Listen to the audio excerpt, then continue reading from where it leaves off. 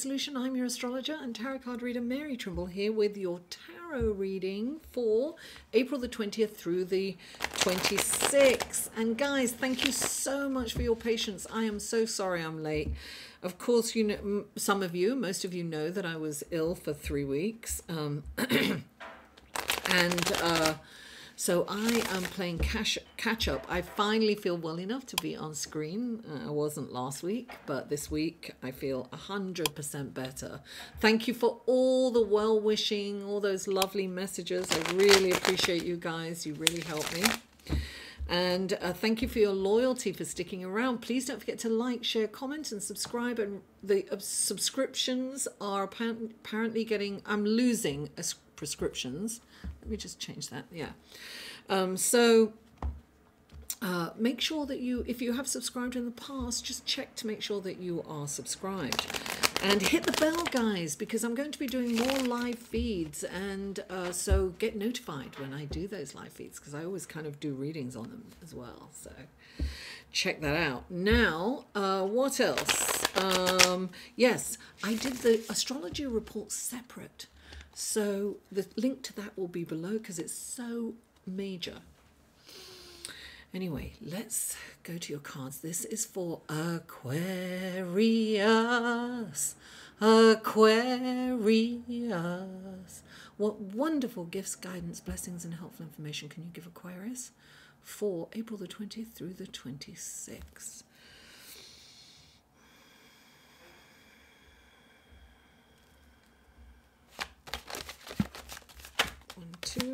One more.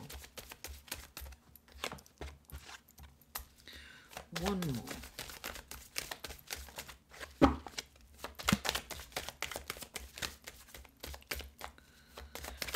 There it is. Okay. This is for your sun, moon, and rising. There's crossover here, guys. So check out your sun, moon, and rising. The links are below. If you'd like a personal reading, you can click on one of the links that will appear here throughout the video. It will take you to my website. You can see what kind of readings I offer. Okay. These are clarifying cards for Aquarius. What wonderful gifts, guidance, blessings, and helpful information can you give Aquarius through these clarifying cards? Please clarify the King of Pentacles. Here he is. Please clarify the Ace of Wands. Oh. And please clarify Seven of Swords. Alrighty then. Aquarius. The first card out for you is the King of Pentacles. The King of Pentacles is all about abundance, right? He's the king of earth, right?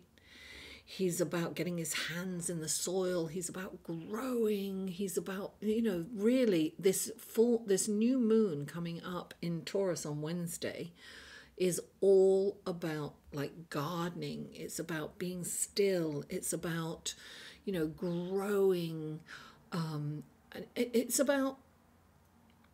Look, I'm getting this because the King of Pentacles has worked very hard in his life, and it's a time to sit back and to enjoy what you have. This is a time during this pandemic, during these quarantines that we have to sit back. And look, you know, if you can garden, if you have a garden, great. Get in touch with the soil, with nature. Look, you know, grow plants. If you're in an apartment, grow plants in your kitchen or your bedroom or whatever it is. You know, people are growing vegetables in, you know, you can make plants out of the end of, you know, the end of any vegetable, you know, the end of a carrot or the end of a scallion. You know, you can grow, put it in a bit of water and let that grow into a beautiful plant. Onions too, regular onions. Let's grow that, you know. I mean, I compost, you know, vegetables, but I'm thinking of I just don't really have the room, but I just want to grow everything. So it's a great time if you have a garden to grow food, right? Grow you know, put the seeds in, or put your, you know, grow some food, grow some vegetables or herbs or something like that. Now, clarifying, the King of Pentacles is the Five of Wands. Now, the Five of Wands is about, you know, it's about bickering. It's about everybody saying something, nobody getting heard. So it's probably somebody that you are kind of in a relationship with, and no one's hearing each other. You're not hearing them, they're not hearing you.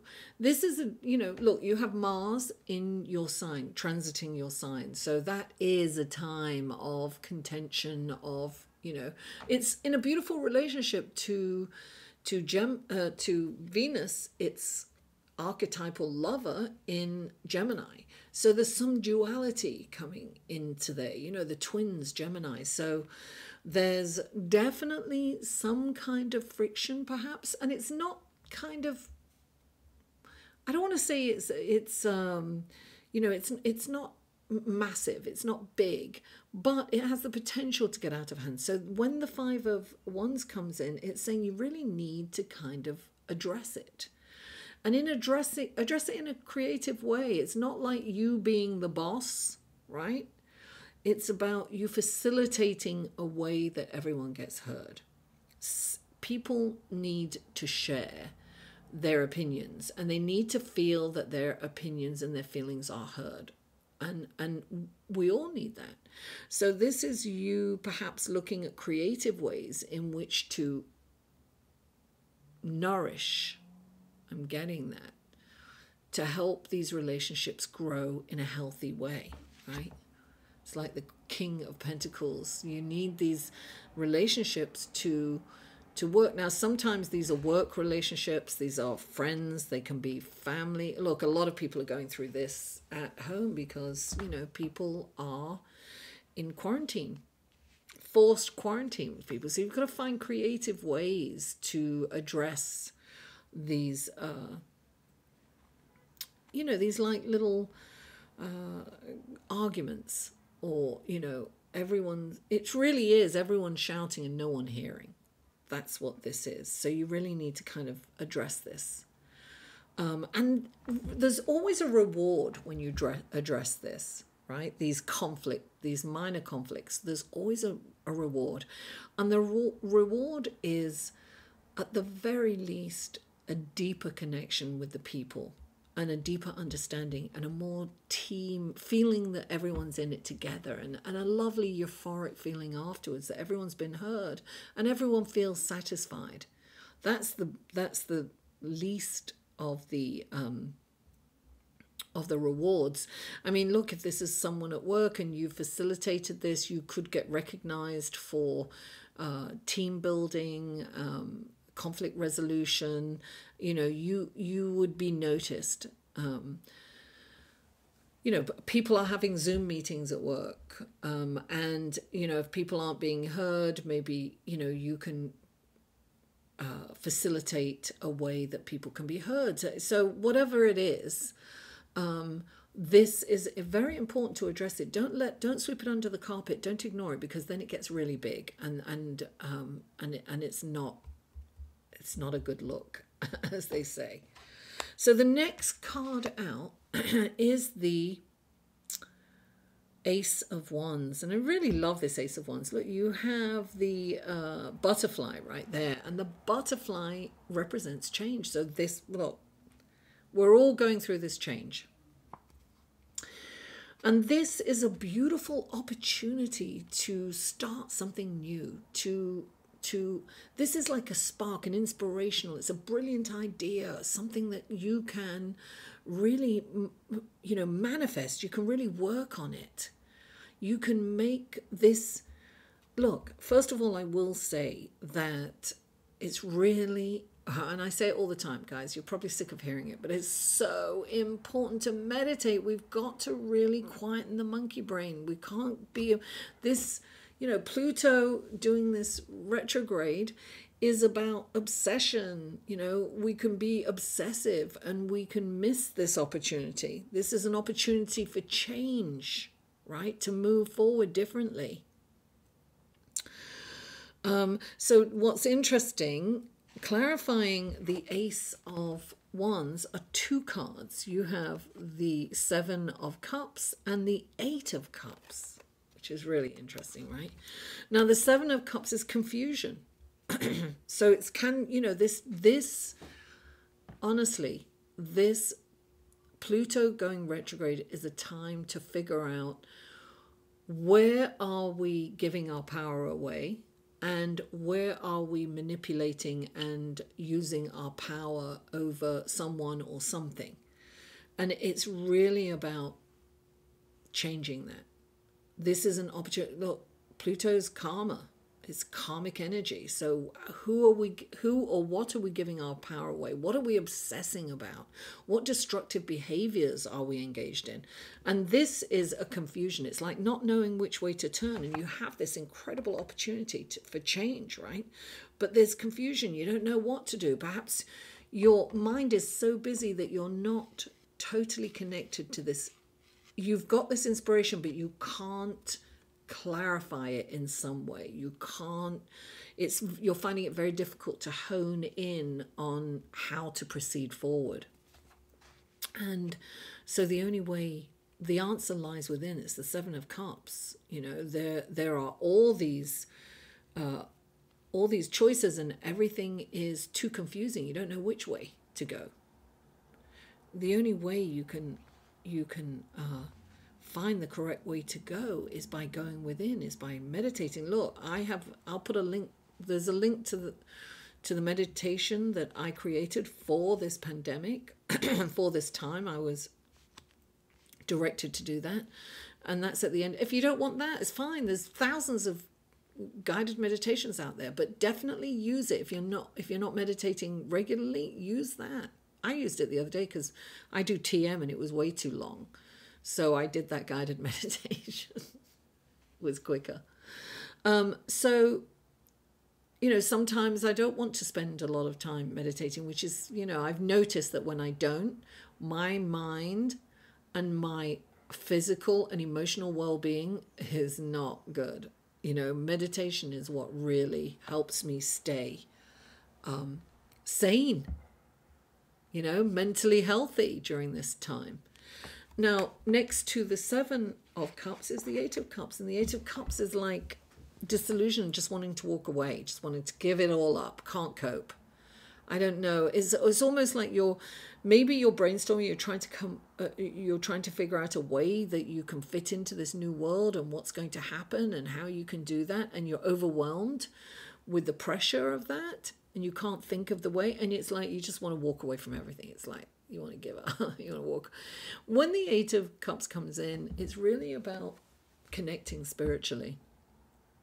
And it's about you wanting something more meaningful. So you've got to find a way that is going to give you more meaning in your life without running away from your responsibilities. It's about changing it. It's about looking for the joy in it. It's, you know, because it's so easy for us to focus on what's difficult and what's horrible. But what can we do to change that? How can that change? When we change, everything around us changes. So we might have to put a little more effort into it. But things will turn around when we do that. So, you know, we could have an unruly kid and that's like, you know, we just want to give up on that, you know. But then if we have to focus on the positive side to that, and how can we bring that positive side out more with every relationship, not just, you know, whatever it is. How can we behave in a way that's going to bring out the best in someone, and not in a manipulative way, because that's that's changing. You know, governments are changing, power is changing. There's going to be a whole new way of going forward. I'm not even going to get into that as political, and it's mundane astrology, which I don't do. I don't touch on a lot, although it does interest me. But this is personal, so I'm going to go on that. So look, this is connecting spiritually. It's about going within, and it's about finding that meaning. You know, when in my general meditation, I meditate before each sign, but I do one big meditation before. And in that general meditation, it was like, we've got to change it ourselves. It's not going to happen to us. We can't wait for life to happen. We have to initiate that change. And I don't mean get up and go out and, you know, go and make this money. It's not about that, because we can't right now, right? So this is about getting the downloads from the ethereal realm. It's about connecting with spirit and getting those downloads and those inspirations and those ideas in how to move forward, because that's hope and it's excitement and it's inspirational. But if we're not connecting, then we're just listening to that monkey brain, what we call in meditation the monkey brain. You never do it, you never do it, you're no good, you're not creative enough, you're too old, you're too fat, you're too thin, you're too young, blah, blah, blah. Whatever your dialogue is. And meditation quietens that. It's not that it disappears, but it just kind of fades off to the background and we can separate ourselves. And I always think of Rumi, I always use this. I am not this hair, I am not the skin, I am the soul that lives within. I'm not my mind. I'm not my brain. Let me put it that way. I am my mind. I'm my spirit. The spirit is there. I can laugh at the monkey brain going off on tangents. Meditation helps you separate yourself from that. And the next card out is the Seven of Swords. And the Seven of Swords, look, the Seven of Swords is deception. It's not being honest, not being truthful with yourself. It's not looking at the situation. And I you know, look, this could be somebody else lying to you. In some cases it might. Somebody's doing something nefarious, but whatever it is, if it's somebody else, they get caught. If it's you, you can bring that awareness up. And actually Pluto will make you look at it. So even you are going to see where you've been in denial.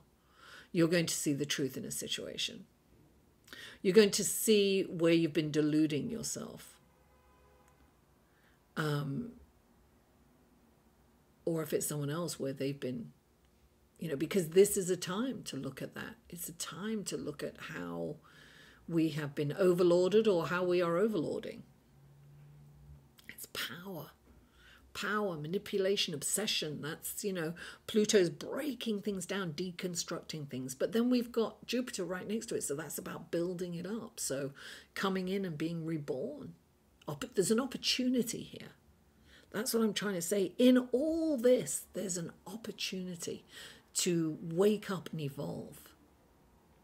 And clarifying that, look, is the Page of Cups. Page of Cups, it's a message of love. This is a message of hope. This is about being the calm in the storm. There's a wonderful opportunity. Come out of denial. Love yourself. You're ready to move on to the next phase of your life. If you know, love and respect yourself so that you can love and respect others. And you can bring that out in others. We want our relationships, all relationships, not just love relationships, we want them to bring out the best in us. And hopefully we can bring out the best in them. We want that with our family members, our friendships, our lovers, our children, our grandchildren, our grandparents, whatever it is. Our acquaintances. We want to bring out the best in them, and we hope that we're choosing people that will bring the best out in us. We can't do this alone. We have to do this together, and we have to do it as a collective. And you, of all people, Aquarius, know that you're humanitarians. It's about the collective.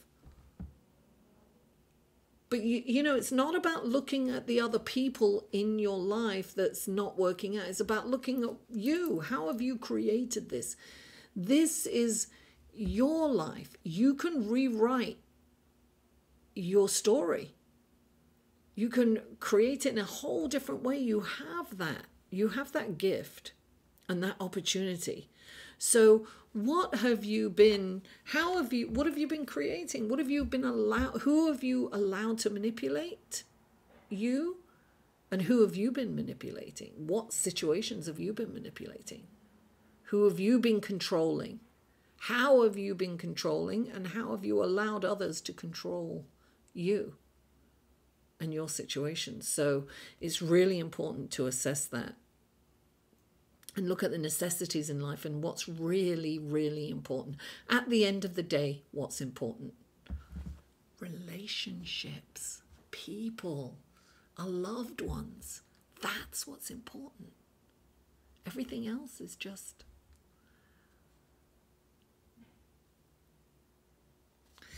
Aquarius, thank you so much for tuning in. Please don't forget to like, share, comment, make sure that you're subscribed and hit that bell. That helps with my with the algorithm on YouTube, and it helps me get recommended more. So that I would really appreciate that.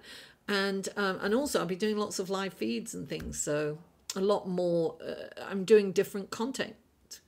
I am evolving. I'm embracing the change. I am surrendering.